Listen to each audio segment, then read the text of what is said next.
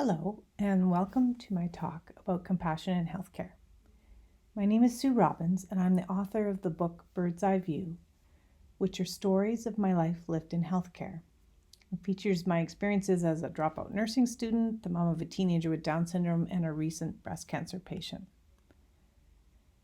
I remember all the warm blankets I've ever been given in healthcare settings, after having a baby, waiting in an emergency with my son, after I had surgery.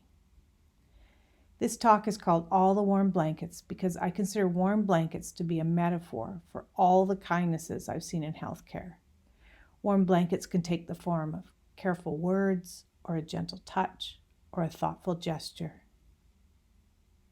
How this talk will work is I'll do some readings from my book, share some stories, and I have reflective questions on slides scattered throughout. So just pause the presentation to stop to think about or have a conversation about those questions. This is a little poem by W.H. Auden. It's meant to be read as, "We are all here on earth to help others. What on earth the others are here for, I don't know." I want to pause here to stop to say thank you for choosing a helping profession in healthcare. You are doing what I consider as the important work in the world. You help people when they're in a health crisis at their very most vulnerable, and for that I am grateful.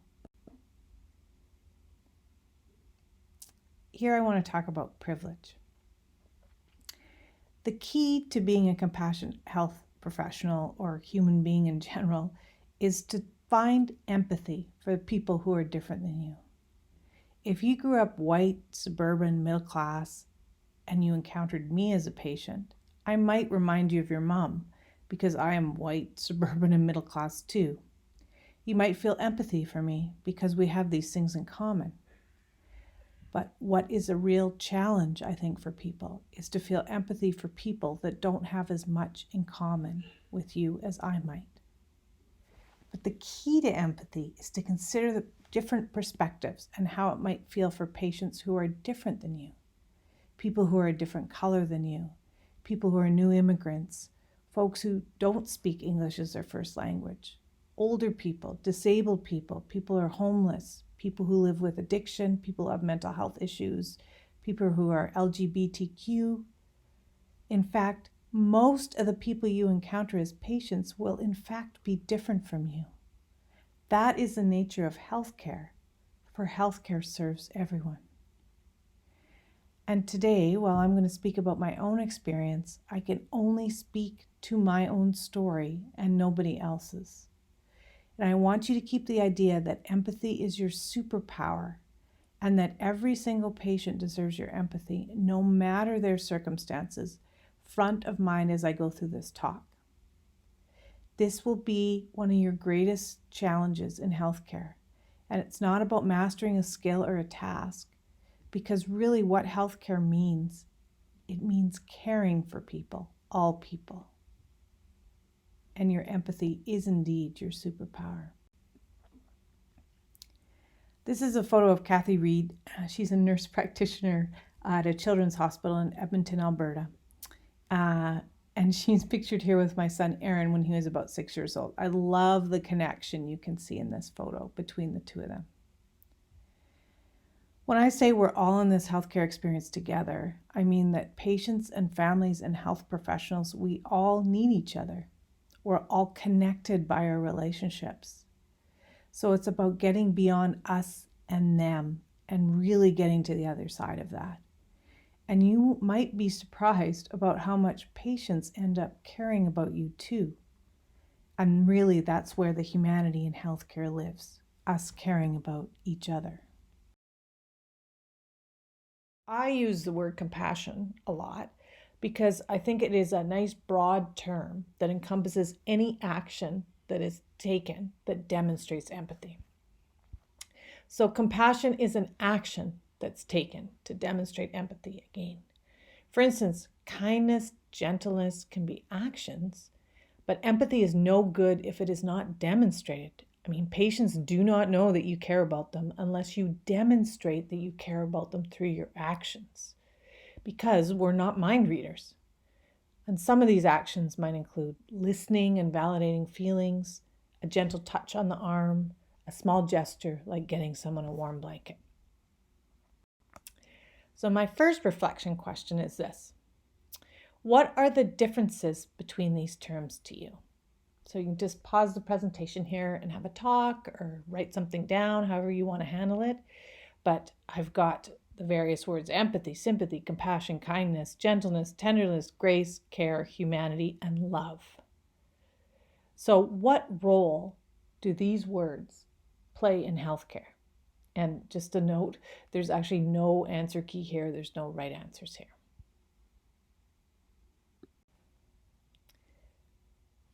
Now I'm going to read a chapter from my book, and it's called All the Warm Blankets.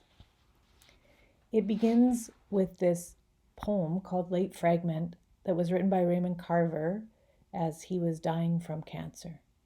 It is one of my most favorite excerpts ever from a poem. It says, "And did you get what you wanted from this life? Even so. I did. And what did you want? To call myself beloved, to feel myself beloved on the earth." I remember every single act of kindness I've encountered in health settings over the past years. The images are embedded in my head like bright glowing lights. I revisit them often to comfort me in times of distress and to rekindle hope in healthcare when my hope begins to wane.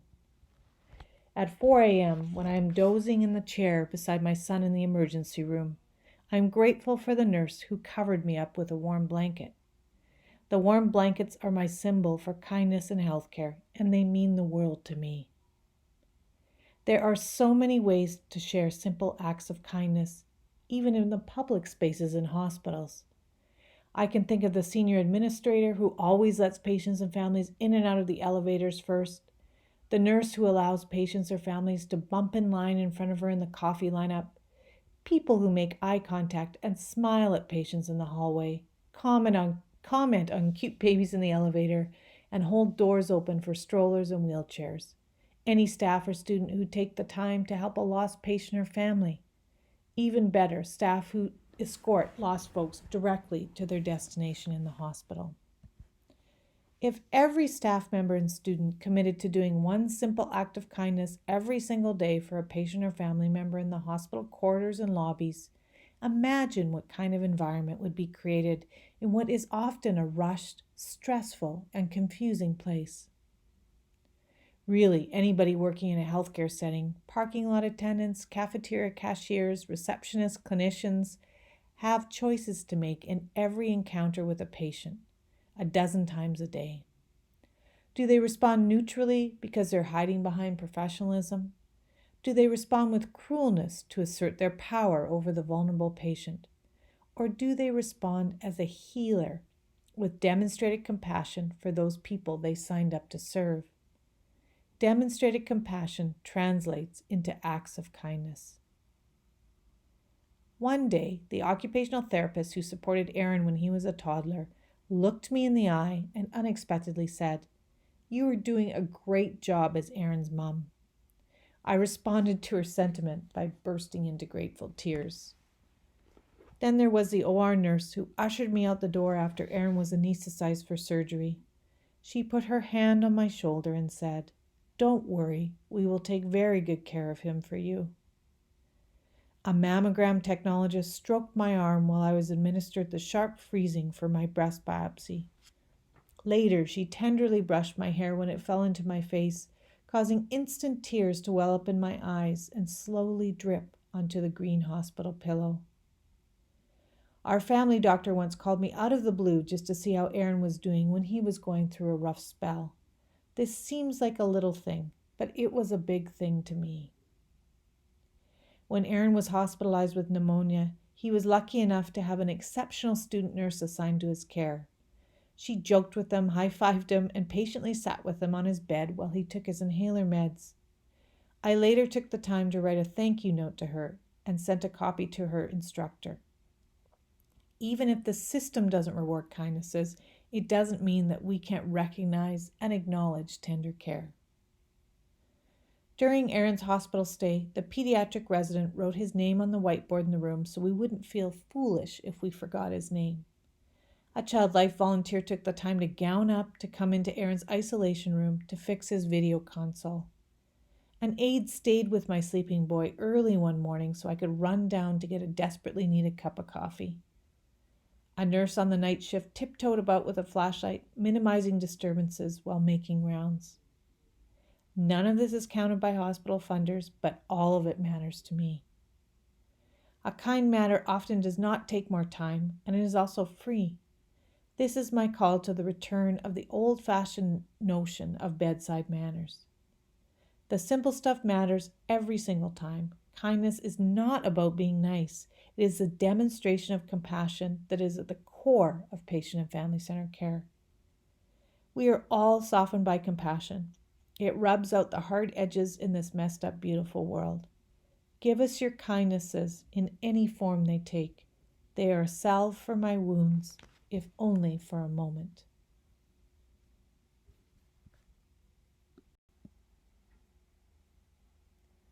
When I talk about compassion in healthcare, inevitably someone in the audience will say, but we don't have time for that.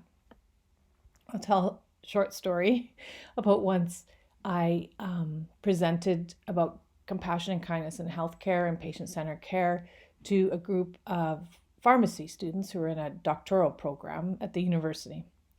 So I just finished my talk, and then I went to the bathroom because I had to go to the bathroom afterwards. And I was in the stall, and a whole bunch of students came in. And of course, I could hear them talking because I was right there.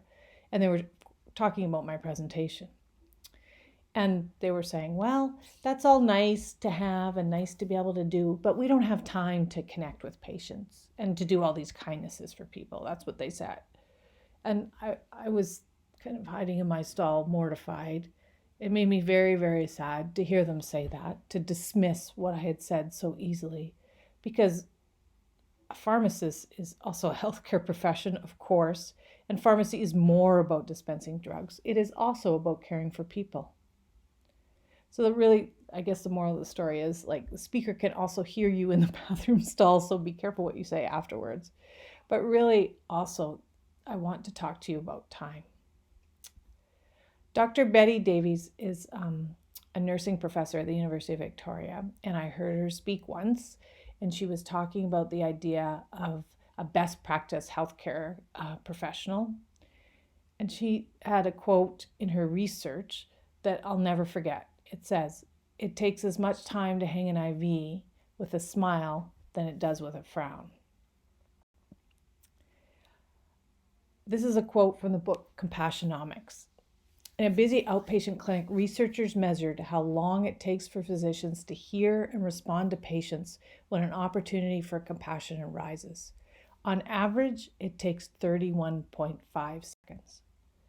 I just want to reiterate this, 31.5 seconds to listen, not interrupt, say to a patient, I hear what you're saying and I understand.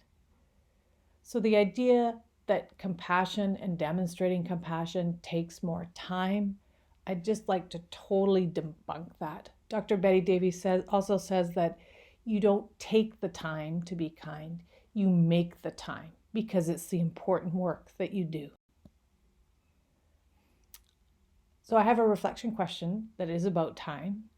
So if you can pause here to talk about or write down, what are some tips not to appear rushed, even if you are crunched for time when you're in practice and working with patients? I wrote my book about my experience as a student nurse who ended up getting an English degree and didn't finish nursing, and then also working in healthcare up until the point I had my children, including my third child, who's pictured here with my two elder children. This is a picture from 17 years ago when Aaron was first born. After Aaron was born, he was diagnosed with Down syndrome, and that really immersed me into the world of healthcare in a totally different way. I have a chapter that's on a previous lesson plan from this module about compassion called About Dr. Darwish.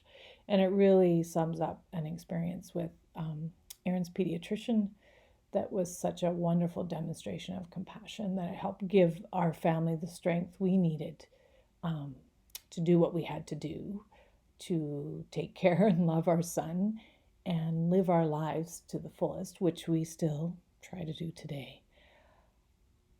I also became a cancer patient 3 years ago when I was diagnosed with breast cancer. And I put this picture up just to show you that I do have a sense of humor. And in fact, part of connecting with people can be humor sometimes in healthcare, which often gets totally forgotten. But, there is some humor in some of the ridiculousnesses of healthcare. And I wouldn't assume just because someone's a cancer patient doesn't mean they like to laugh. So I included this photo. But anyways, in this particular experience, it was a day surgery experience when I was getting a partial mastectomy and a bunch of lymph nodes out on my left side. And it wasn't a warm blanket experience at all. I took this picture after my husband was allowed to come in, and he lied down on the stretcher with me. I don't think anybody noticed, and he happened to fall asleep, although I was wide awake. We were both totally stressed out about the day. But before that, the nurse was going to start the IV in my arm, and I asked, can my husband come in to hold my hand while I'm getting this IV? Because I hate getting IVs started. They always hurt. And she would not allow it. She said, no, he has to stay in the waiting room until I'm done. And I remember the sting of that, and also how vulnerable I felt at the time. And yes, I should have spoken up and said, no, I want to have my husband here, but she's standing there with a needle in front of me, and I wasn't feeling like I was strong enough to be a good advocate. In fact, when I was a cancer patient, I was a terrible advocate a lot of the time because I was feeling very vulnerable and weak. After I had the surgery, I had to get up to go to the washroom, and I remember asking if I could have a bathrobe or a blanket or something because I just had that terrible gown on that opens in the back, and the nurse saying, no, I don't have time to get it for you. And luckily my daughter was with us, and she went and dug around in the laundry, clean laundry room, and found me a blanket and brought it to me so I could go to the bathroom with some sort of dignity. So I don't know what was going on in that day surgery ward. I have a feeling the morale was probably low, but there were not a lot of warm blankets of any sort there. So I do not have a good memory from that experience. So perhaps even if you can never fully understand how it feels to be another person, because that's impossible, I think at least making the attempt to listen, to pause, to try to understand is really important. A lot of times when you have cancer, people say to you, oh, I can't imagine how it feels. And to me, that's a bit insulting. Like, you don't want to imagine how it feels. I think it's more than that. But maybe it would be good for you to think about how it feels, or even better, to ask me how it feels and then listen. I have another chapter to read from my book, and it's about my experience as a cancer patient. It's called What Heals Us. It is a commonly held notion that patients will only give feedback when care is either very good or very bad. Those who have ordinary experiences do not usually take the time to write a letter or fill out a comment card. I'd like to commit to speaking up when things go well and when they go poorly. Here's my story of a perfectly ordinary appointment. I had time booked with a radiation oncologist at the cancer hospital. I think appointments with oncologists strike fear into the hearts of most people. It must be a strange job to be an oncologist and have people show up in your office terrified to see you. This is my first time back at the cancer center since my last day of treatment. On the drive there, I was an anxious mess. I drove as fast as I could in bumper-to-bumper Vancouver traffic and loudly played a Tragically Hip live album on the car stereo to give me some moxie. Courage, my word, it didn't come. It doesn't matter. Courage, it couldn't come at a worse time. My regular radiation oncologist was on holidays, so I was booked in to see someone new. I woke up that morning awash with anxiety thinking about this new doctor. What if he wasn't kind? And yet another new person looking at my poor boob, and this time a man to boot. Great. I might as well be marching through the cancer center with no shirt on with the amount of dignity I had left. I had to go to the appointment by myself as my husband had to remain home to look after our son. Being alone never helps my monkey brain either. I eyed my bottle of Ativan before I left. Isn't it ironic that the main reason I pop anti-anxiety pills is when I have an appointment at the hospital? I decided instead of taking a pill to park a few blocks away from the cancer center and walk to see if the trek would help settle me down. It did. I hiked through the leafy residential neighborhoods, grabbed an iced coffee, and snuck in the back through the parkade elevator. The sight of all the people with cancer waiting in the lobby always makes me sad. In fact, the whole building makes me sad. It isn't my favorite place to go. I dutifully checked in with a receptionist who was pleasant enough and sat down for about 3 minutes before my name was called. I have to say that the radiation folks are all very efficient. There's very little waiting in that department. The nurse, I think, who fetched me asked how I was doing. She didn't share her name or her role, and I didn't have the energy to ask. We chatted about burned boobs and fatigue, and she left me alone in the room to change into a gown. The radiation oncologist knocked and came in a few minutes later. He was a young physician with a gentle manner. He introduced himself and shook my hand.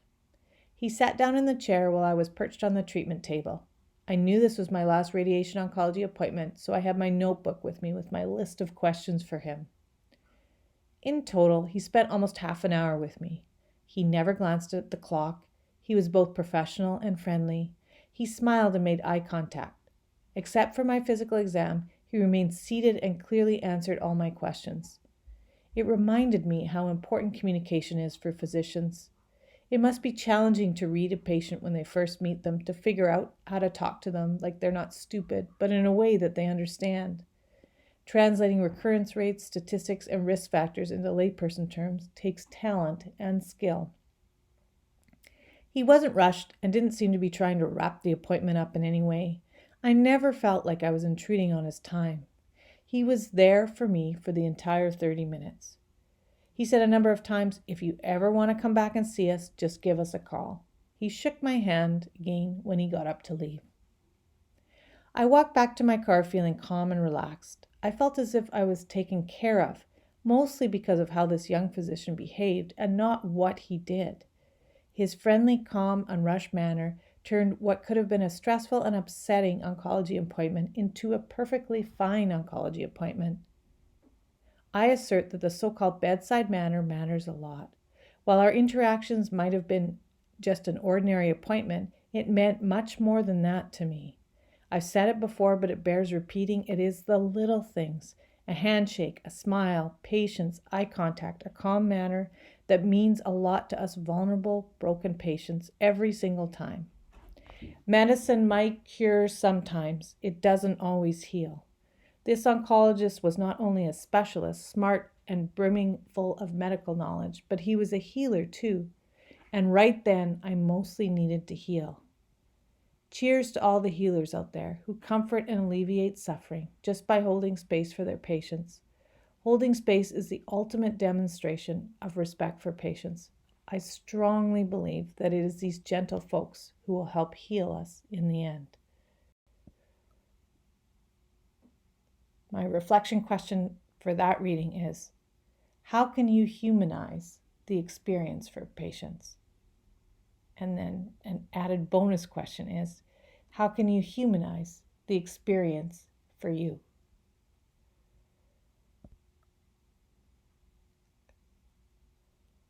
I just want to wrap up with a couple of really important points.